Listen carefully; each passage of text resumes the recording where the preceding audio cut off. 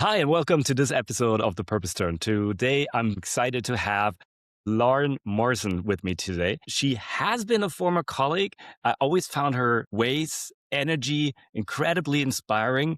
And I'm really, really happy that we found some time for her to share her story from being a successful corporate employee and realizing that she wasn't as fulfilled as she could be towards taking action and stepping into her own power and starting her own thing. I don't want to talk much more about it because I think this is what we're going to unpack today. With that, welcome, Lauren. Hi, thank you for having me. I'm so excited. I'm excited too. It's so great. I heard so much about you from the when we worked together, but we never got to unpack your story. And like when a common friend of us, shout out to Winnie, recommended we should talk, I was like, yes, absolutely. So can you tell us just briefly what you're doing right now before we dive into where it all started, which was during your corporate years? Yeah, 100%. So, right now, I am a certified executive and business leadership coach. I run my own practice I do predominantly coaching for senior leaders, founders of color, mainly women of color, essentially helping women of color to navigate either their corporate environments or to essentially start to navigate whether it's their own businesses or their own transitions. The whole purpose is to figure out ways to make that transition from shrinking to leading a purpose-led life, especially, things that we're going to talk about today in a world where there's a script that we have followed up to a certain point, and there's a lot of limitations or societal limitations that form those scripts for us.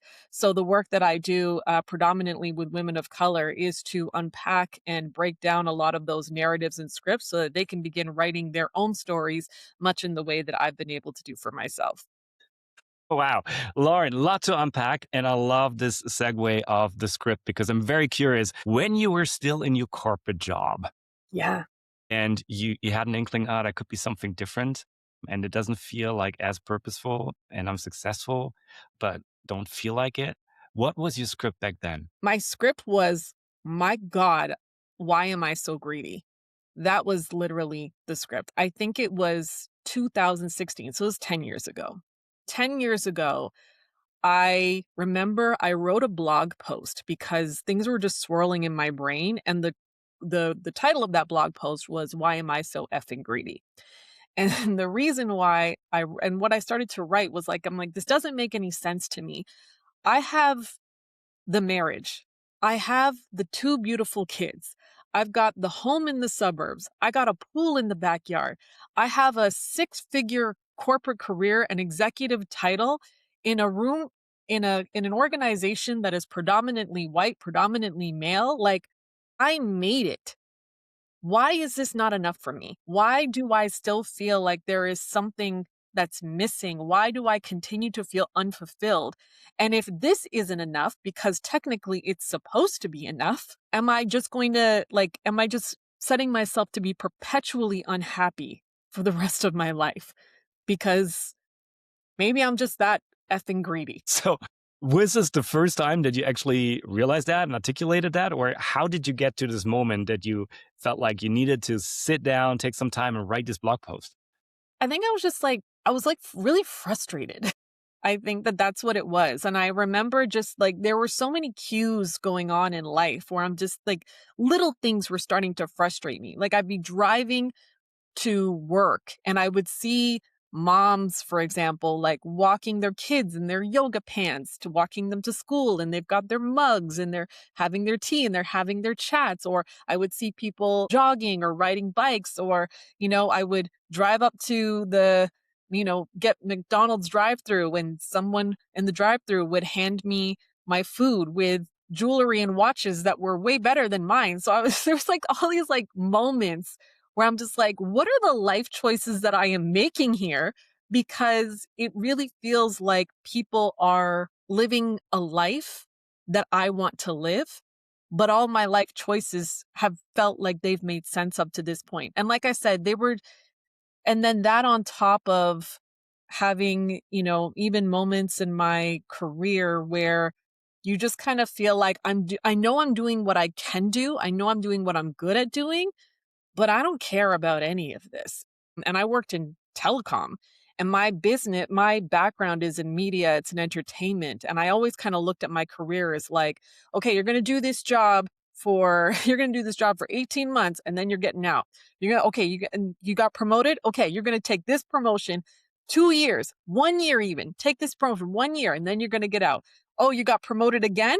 And it was like this perpetual, like, I kept climbing in my career so quickly that that timeline to eventually pursue the thing that meant something to me just kept getting further and further away.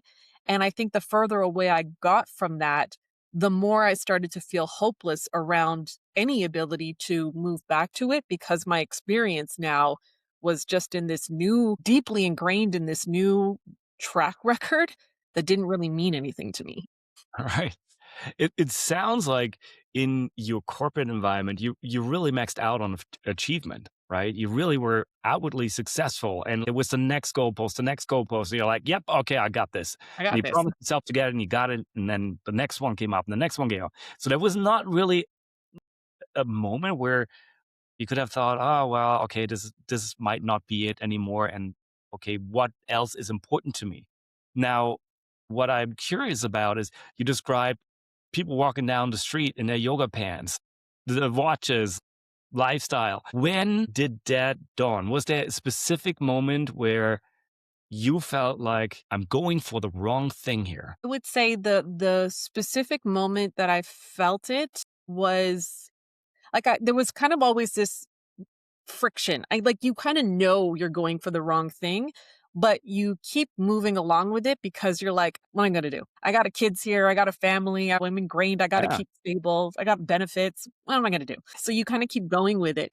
I think the moment it really came to a head for me though was it was in 2020, and my sister who lives in Los Angeles was having a baby, and I went down during COVID to go and throw her a baby shower. And I just remember throwing that baby shower, and because she lives in Los Angeles and she's more ingrained in like the creative sphere of things, she had all these people coming through, and these people were like people of color who had amassed levels of success, but they were running like cool purpose driven things. Like they were like expressing creativity, or they were building things from scratch. They were entrepreneurial and they were successful.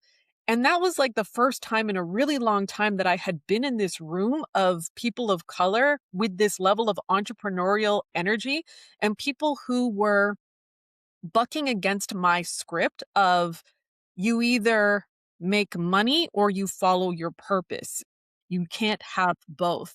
Mm, And my story of you have to keep doing the thing that, even though it's not the thing that you want to do, you have to keep doing the thing that pays you, because purpose and passion doesn't pay the bills.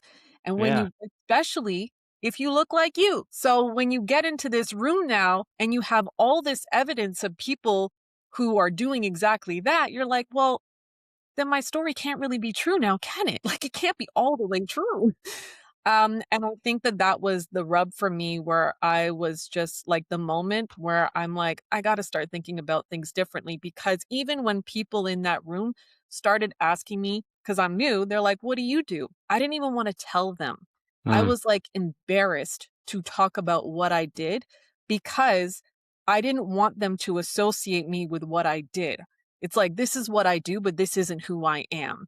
And like giving people that disclaimer, having such level of discomfort, promoting my own success, promoting who I was and what I did, tying the two together, that's what made me be like, you wow. got to be able to you got to be able to put something on your LinkedIn profile and be like, I stand behind this. Right.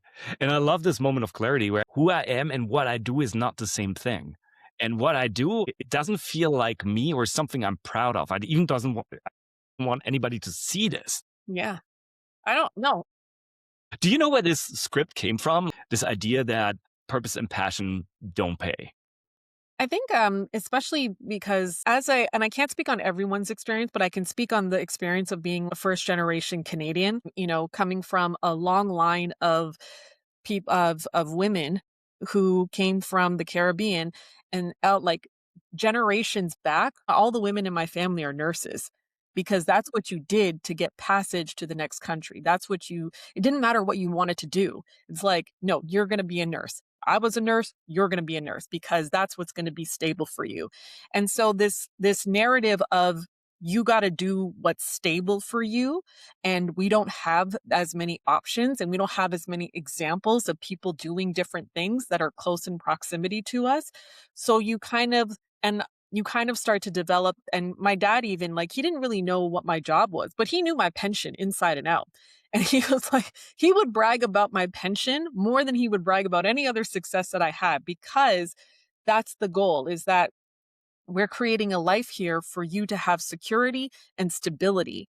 And this is what it looks like. So I would say that that definitely, my mom, she was probably the one who started trying to s- transition us from that, because I remember she saying, you can be anything in the world you want to be, you cannot be a nurse. And so her determination to, like, break that cycle of, like, explore what you want to do, not what you think you have to do, is what started planting the seed for myself and my sister. Wow, she was the first kind of rule breaker or the one that, Yeah. but for you, so you had this moment in LA and you realized, hey, wait, there is this thing about me not like being true to myself and living a life that I rather not live. And there's this possibility. And so you had the awareness, but when did you start to act on it? What did it take from you for you to go from, I know this is not it, and I know there can be something more, because in that moment you realized, okay, what I believe does not have to be true, to, okay, let's start to do something about this. How did this happen? I think that if I would have just come to LA myself and gone back and had this itch, I don't know that I would have followed it through all the way. But because my husband and my kids came out later on, and we spent like 3 weeks there, and my husband was looking around and he was, especially you live in LA, you know what Toronto's like in January, February, December. When you come to LA and you experience January, February, December for 3 straight weeks, you're like, "Why do I live anywhere else?" So I think even when my husband came out and he started to, like, get that itch to do something different, Mm. that's when the 2 of us started to come together. Now, I believed that the part of what allowed me to take action on this goal was the thought that I could chip away at it slowly, and I probably wouldn't have to do anything for like 2 years. There was time, but I could start asking questions. I could start figuring out the path. All of that stuff felt pretty risk-free to just start the investigation. Mm. The scary thing was when the things that you perceive to be your red lights, the things that you're like, I wanted to, but immigration won't let us. I want to, but whatever. I want to, but my family is going to be in disarray. When all of those red lights turn green quicker than you imagine because you're having the conversation, you're asking the questions, that's actually the scariest part. It's not even starting the investigation. It's when people start saying yes to you when you're kind of hoping for a no. Because that 2-year timeline to make a move, to make a transition, to just kind of figure things out suddenly became 6 months. Wow. And it was like all the you have the permission. Now it's just on you. And that is the scariest part. Hey, it's crazy how what you want starts to feel scary. Why was that? Well, because you kind of, it's cool to imagine this world where you want the thing, you know? It's like we all have this theory in our mind of the kind of person that we could be if we didn't have kids, if we didn't have a mortgage, if we didn't have a good paying job, if we didn't have an elderly parent who needs our attention. It's very easy and kind of cool to just kind of keep this vision of the person you could be. But when you start taking action towards that person, now you got to figure out if you can even be that person. It's the harsh reality of like, what if despite all those things, I still can't make it there? I think that I always had this theory in my mind. I'm like, man, Lauren, if you could be this successful doing something that you don't really care for. Imagine what would happen if you actually poured your effort and your skill set into something that meant something to you. You'd be outstanding. And it's one thing to say that, and it's another thing to now start proving it because you might find out that you're wrong. You might find out that, you know, without the structure, you aren't without the structure of a corporation, you don't have the ability to lead yourself to success. Without the cushioning of a biweekly paycheck, you don't have the resilience to create your own business, to create your own revenue streams. And I think that that's why so many people are very happy to keep that vision of who they could be, Right. but taking the steps towards it and putting that vision at risk is really tough. Right. Right. Like because that future feels good when we think about it, right? But then Yeah. all of a sudden it becomes that risky thing. Yeah. It changes from an aspiration to some intimidation. Yeah, exactly. What if I can't if I didn't have kids, I'd totally be doing this. I'd totally be a best-selling author. What if your books suck?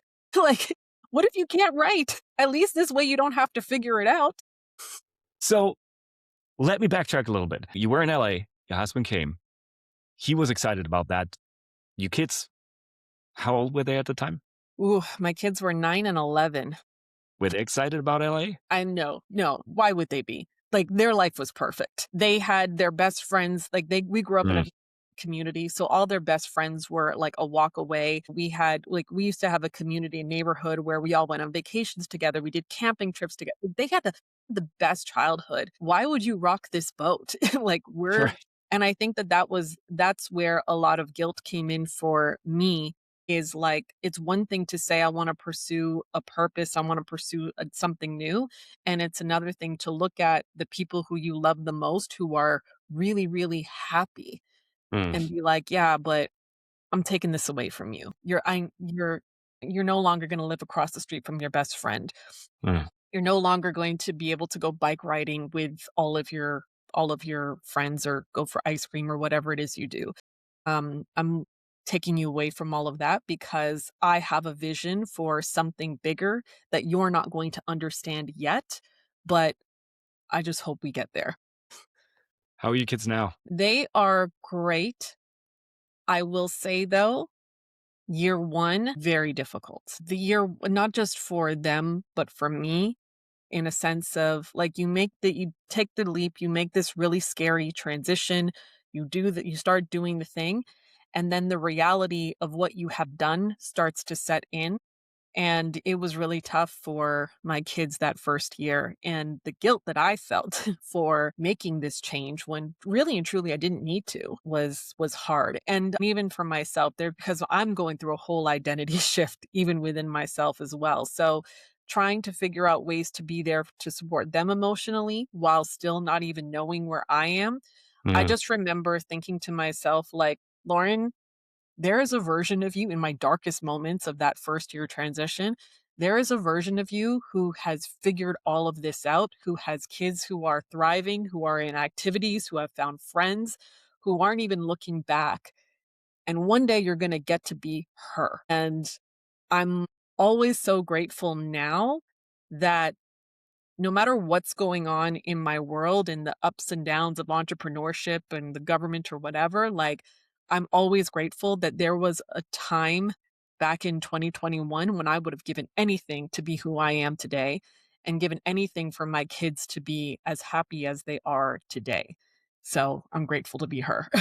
wow, I have 2 kids. It's heartbreaking even if you have to take a toy away from them, right? Yeah. Like going through all of that and then having to be there. And it seems like that even though there was this moment of aspiration and hope and a glamorous, exciting future that you continuously anchored yourself in, right? You knew, you believed in that one day, okay, I will be there. Yeah. That like sustaining that is huge. Yeah. Yeah. And now I create new versions of myself. And I'm just like, you're going to get to that version soon. Like, you're going to get to be that next person. But I think in the very, they talk about the emotional cycle of change, and that, when you're initially at first like really hopeful, like what could go wrong?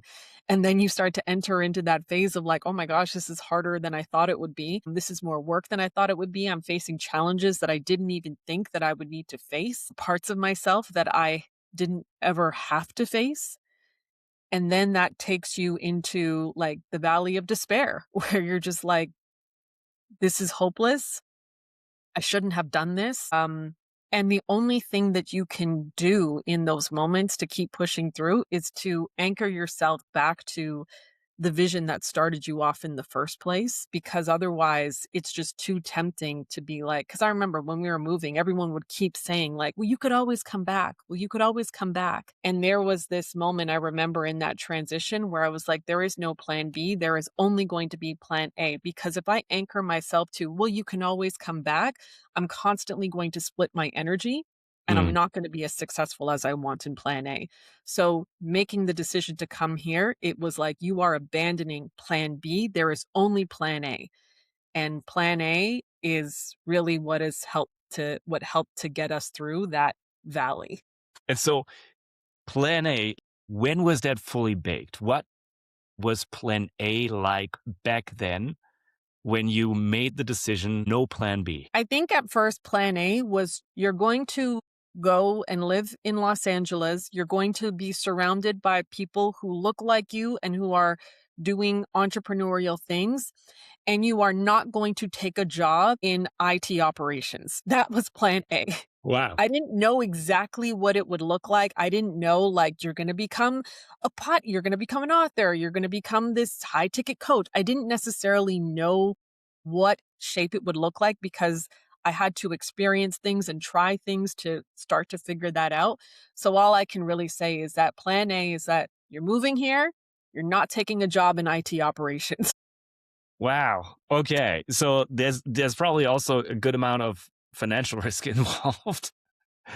How I remember my husband being like, "Let's just get 2 cars in the driveway." Like, you know what I mean? Let's just get 2 cars in the driveway, then you can do whatever you want. So, yeah, definitely. how did you manage that? For anybody that's thinking, yeah, we should definitely take a leap, move to wherever, and then figure it out. Like, was there anything? Okay, like we gotta get our ducks in a row. I have some like time to figure this out, or how Yeah. did this So work out you for you? definitely had to accept that there was going to be a year of downgrade. So you're not going to live in the house.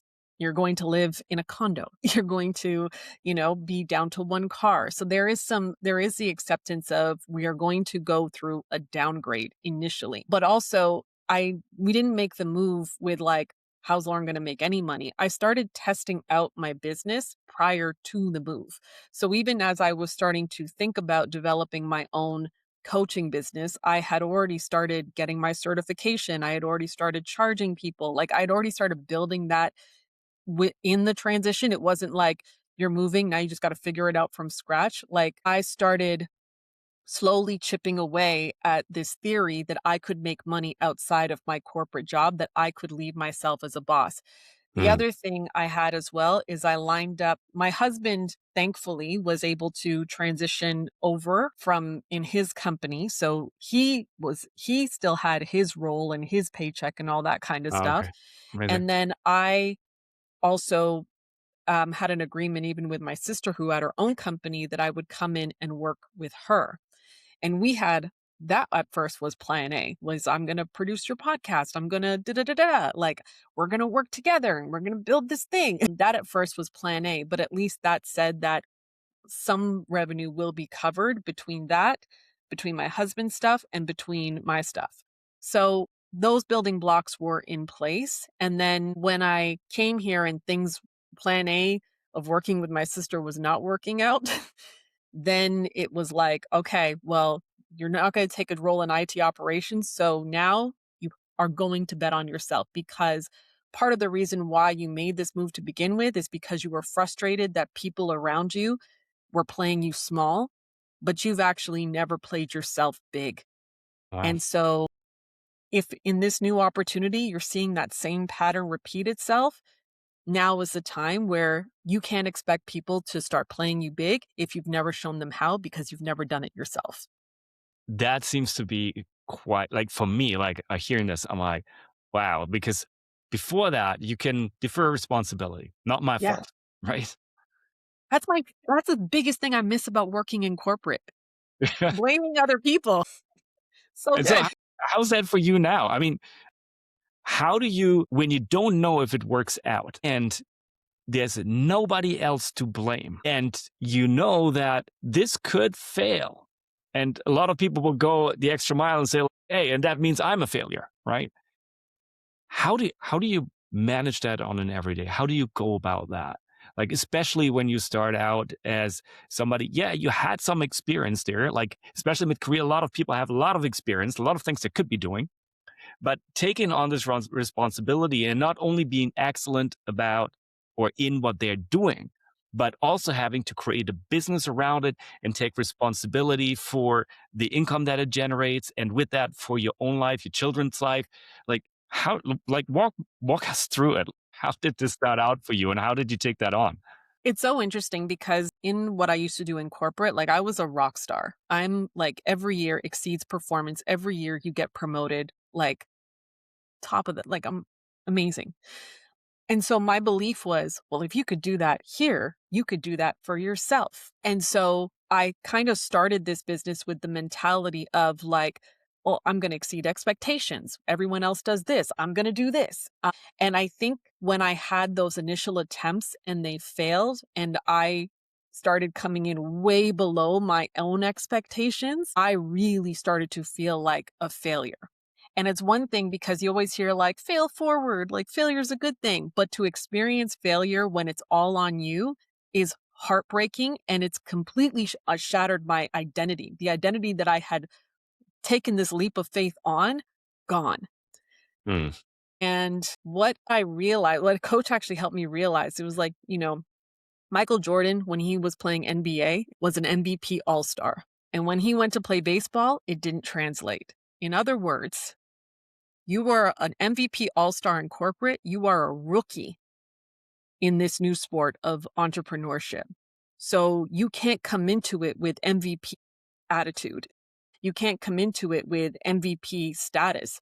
You need to come into this with a learner's mindset. You need to start detaching yourself from setting your value based on your outcomes, which is what we're used to doing in corporate. And you need to start setting your value based on your habits, based on your attempts. And that is the mindset shift that has now allowed me to do things messier, to be like, I'm gonna try, it might fail. Let's just see what happens. That is really the reality. There are no guarantees when you do anything in entrepreneurship, and there is no one else to blame or to look at, because we can all look and be like, oh, it's the economy. Cool. So what are you going to do about that?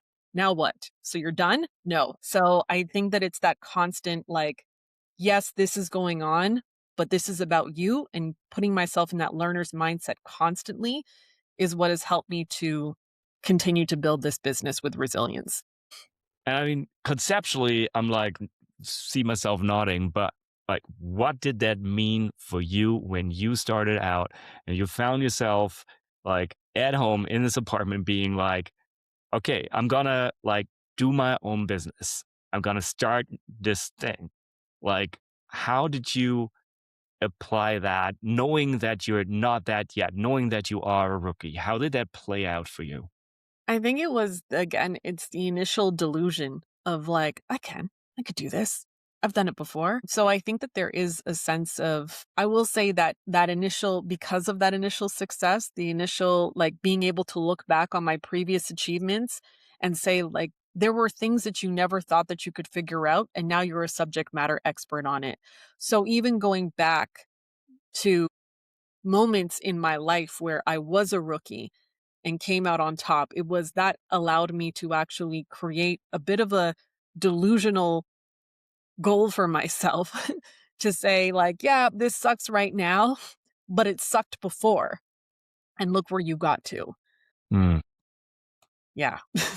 Yeah, I love that because it seemed like you shifted focus from I'm good at this and define yourself by this Yeah. to I'm good at becoming this.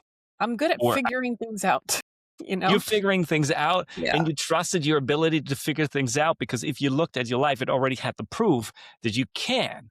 right? Exactly. And that gave you the belief, the resilience maybe to pursue it, even though it was hard. Exactly. Yeah, so you have to redefine how success used to be like, "I'm gonna make a seven-figure business in the first year." And then success was like, "I moved in that direction." I took leaps in that direction because that's how we figure things out, and that's how I figured things out before. Amazing. So looking back at what we discussed, and I know you have way more to give than just what we were able to cover in those 30 minutes. I'm wondering, what is one piece of perspective you can offer to somebody who has been where you have been 11, 15, how many ever years in a corporate career, realizing this is not it and wondering how to take the next step? I think the thing that comes to mind is the acknowledgement of it's all made up. The reasons why you are where you are, though they feel so true and so factual, they are really made up. And they're all stories that we tell ourselves.